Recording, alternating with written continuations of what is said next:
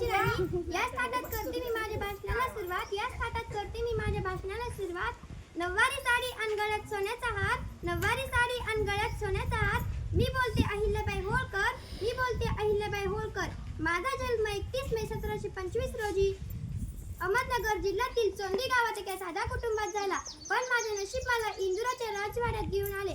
माझे सासरे मल्हारराव होळकर यांनी मला तलवार चालायला शिकवले व मला राज्य करायला शिकवले. जेव्हा माझ्या कुटुंबावर दुःखाची वेळ आली तेव्हा मी रडत बसले नाही.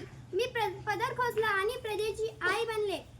मी जनतेसाठी रस्ते खोदले, तलाव बांधले, भुकेल्या लोकांसाठी अन्नछत्र उघडली. आजही तुम्ही काशी विश्वेश्वर किंवा जेजुरीला गेलात तर तुम्हाला तिथे माझी आठवण येईल. मी फक्त मंदिराची राणी नव्हते तर शत्रूला धडा शिकवणारी एक शूर योद्धा सुद्धा होते.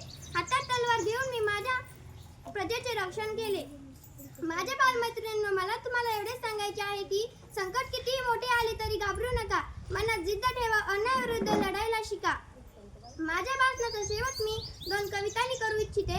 असंख्य राणे झाले या जगात पण पुण्यश्लोक कोणी नाही. असंख्य राणे झाले या जगात पण पुण्यश्लोक कोणीच नाही.